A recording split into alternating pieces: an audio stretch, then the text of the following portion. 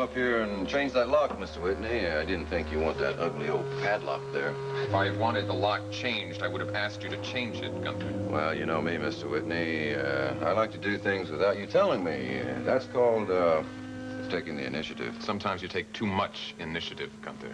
I want to earn my money, you know. If you're so interested in the padlock, what were you doing inside there? Oh, I thought I'd just clean it up a little bit. It looks quite neat to me.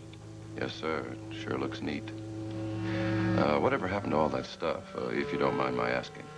I do mind. Now, please leave. What about the lock, Mr. Whitney? Don't worry about it. There isn't going to be any lock. What do you mean? Well, it's my study, Gunther. It's not a secret hiding place. The only reason I had it locked up before was, because things were so disorganized inside. Now things are very organized. So, no lock, huh? I'm glad that you understand. Now, I'm going to take a little nap. Don't disturb me unless it's unavoidable. Yes, sir. Oh, any particular time you want me to wake you, sir? Yes. Wake me in about an hour. Yes, sir.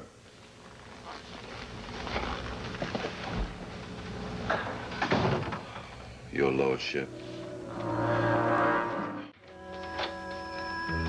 Well, well. Couldn't stay away from me, huh? I'd like to see Mr. Whitney, please. Well, come on in. I'm afraid that Mr. Whitney is not available at the moment. I happen to know that he's home. I called earlier and spoke to the maid.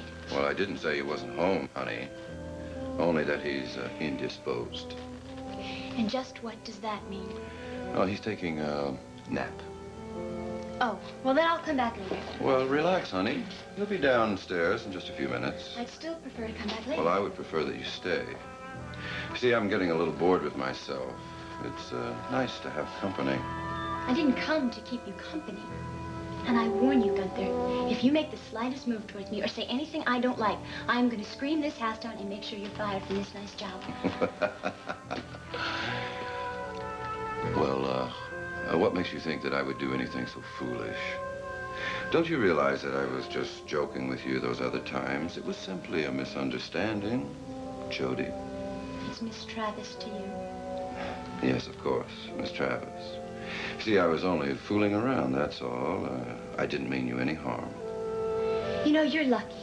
Very lucky I didn't call the police about you, Gunther, the night that you picked me up in Mr. Whitney's car. Well, yes, I admit that I did get a little carried away with myself. But you see, I had had a little bit too much to drink. But don't worry.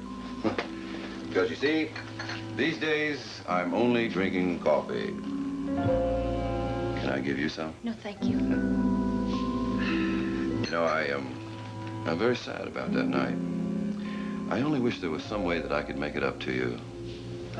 Say, you know what? I'll bet you like concerts and stuff like that, don't you? Please. Look, I'm getting tired of waiting. I'll come back later. Hey, you know what? Mr. Whitney, sometimes he gives me free passes to concerts, operas, plays. Hey, listen.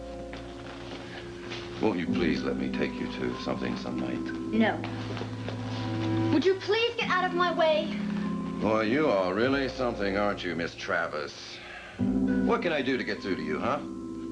I try it rough, now I try it smooth, and you don't bend even just a little bit. How can I get you to like me, huh? There's no way, Gunther. No, there isn't, huh? Oh, you know, you would be so surprised at how many ways there are. I told you, if you come any closer, I'll scream, I swear. Well, go ahead and scream, Miss Travis. It's time for Mr. Whitney got up. Gunther! Gunther! Let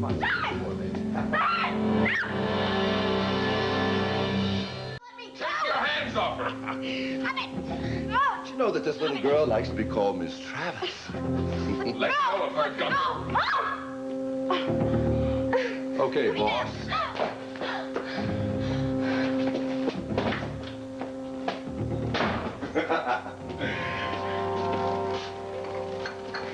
Now, look what you just went and done, Mr. Whitney. You scared her off. No, are you going crazy, Gunther, or what? Oh, don't worry, Mr. Whitney. It was just a little friendly fooling around, huh? Gunther, I told you to stay away from that girl, and now I come down here and I find you in my own house. I ought to fire you for that. No, you wouldn't fire me, Mr. Whitney. You need me too much. I mean, let's face it.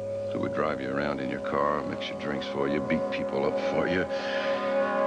Speaking of drinks, you know, this coffee is really not doing too much for me. Put that down. Well, you're sure in the mood for giving orders, aren't you? I told you to put that decanter down. That's my best whiskey, Gunther. Well, now, you certainly would like for me to have the best, wouldn't you, Mr. Whitney? All right, that's it. You're fired. Get your stuff and get out of here inside of an hour. And if you are not gone inside of an hour, I will arrange to have you thrown out. Oh, this is so good. And I just would love to drink this stuff all the time. Did you hear what I said?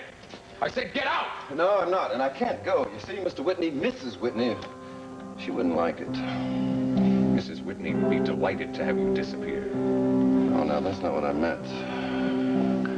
What I meant was that Mrs. Whitney would not like the truth. What truth? About what happened here last night. You see, I think it would come as a terrible shock for Mrs. Whitney to find out that you hired the man to kill her.